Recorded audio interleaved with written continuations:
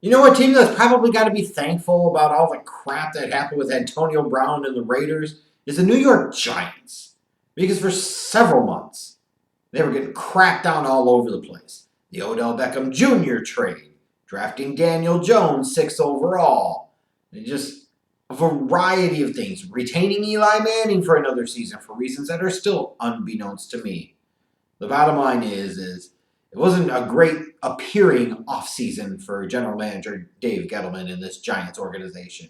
Now, we get to come into the 2019 season and see if Gettleman's plan works at all, or if he even had one whatsoever. Now, when you talk about this offseason, coming off of a really bad year, again for the Giants, no big surprise, they're not a good team.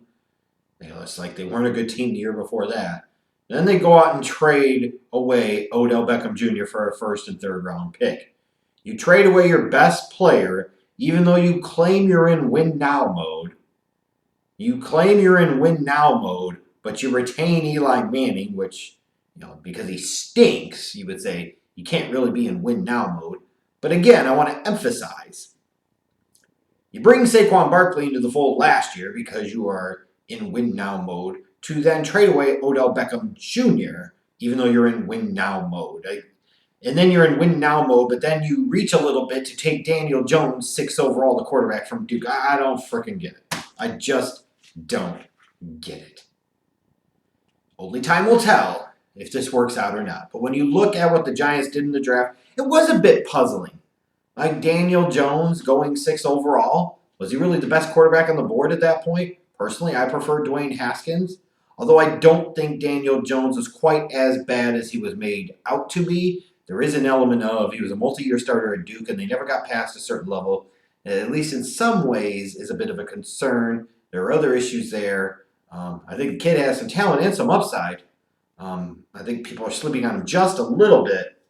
But he's not a guy that strikes me as being a top 10 quarterback in the league type of guy, more of like a top 15 to 20 type of guy. And do you really want to take that type of talent 6 overall? Then taking Dexter Lawrence at pick 17 and trading back up into round 1 to take DeAndre Baker at 30, it's kind of like, what are you doing? You take the young quarterback, even though you're supposedly win now mode with Eli, after trading away his best offensive weapon in the passing game in Odell Beckham Jr., all the while you spend the next 2 picks on the defensive side of the ball, so you're not long-term really helping out your young quarterback. You're not addressing the offensive line. Just all types of weird, crazy crap with this Giants team. Really, really hard to figure it out. And looking forward to 2019, I don't know what there really is to look forward to with this team. Like Saquon Barkley, obviously, is a stud. He is everything you could have expected out of a number 2 overall pick last year. And I don't see where that's going to be any different. I do look at their defense, and I like their defensive line. I think they can get after it a little bit. But that's probably the clear strength of that defense, just like Saquon Barkley is the clear strength of that offense. You'd like to maybe throw Evan Engram into the mix, but he's going to have to be able to stay healthy and on the field in order to get thrown in there. But other than that, just question marks all over the place for me with this team. This offensive line still has gaps and holes.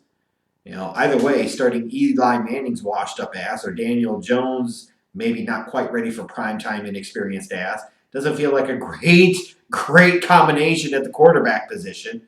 But they're going to roll with Eli and more power to them. God bless them. They're going to need it. Then you look at the receiving core.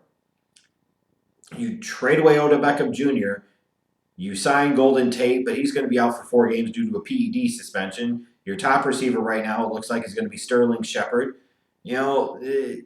How confident are you that you're going to be able to do things consistently in the passing game with an at the end of his career Eli Manning and Sterling Shepard as your number 1 pass catcher? Potentially. Like, how much confidence does that really inspire?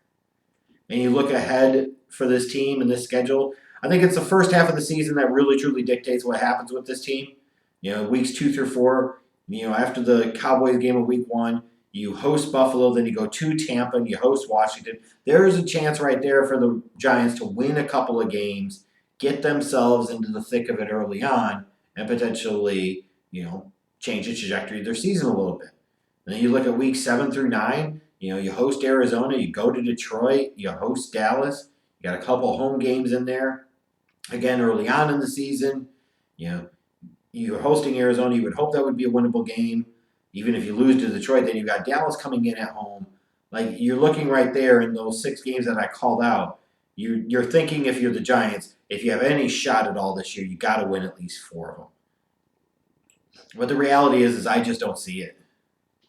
Like, where did they get that much better at as a team? Like, even if you want to make the argument similar to what you could with Antonio Brown with the Pittsburgh Steelers, maybe that it's addition by subtraction. Maybe Odell Beckham Jr. is a little bit of addition by subtraction. But golly, that's a lot to lose. And they really didn't replace it. And again, talking about those first 4 games, Dallas, Buffalo, Tampa, Washington. You're not going to have Golden Tate. Sterling Shepard's going to be your top pass-catching option. And then you got Ingram and you got Barkley. So they still have some weapons in the passing game to work with. But Eli Manning sucks. I'm sorry, it's just true. And if he goes out in the first couple of games, it doesn't totally stink up the joint. Eventually, reality is going to catch up with him. And his defense has holes all over the place. Like, I'll be surprised if the Giants win 5 games. They win more than that, Giants fans. Feel free to mock me, please. Until you realize that that might mean that Eli Manning gets a shot at starting again in 2020, and then, ha ha ha, joke's on you, ha ha ha. I mean, what is really success for the Giants this year? Going out there and making a run at the playoffs? Or sucking really bad early and clearly having it be established that Eli Manning is truly, truly washed up so you can get Daniel Jones in there and find out what the hell he has? Like, I'm sorry, if I'm a Giants fan, that's the number one priority. It's not wins or losses. It's get Eli Manning's ass off the damn field. Thanks for everything. Goodbye. Don't let the door hit you where the good Lord split you. It's Daniel Jones MFing time. You spent the 6th overall pick on him. Time to find out what the hell you have in him. I just wouldn't imagine you'd get too many immediate returns on that. And like I said, like the Giants have been bad the past couple of years. I really don't see any reason why they won't be bad again in 2019.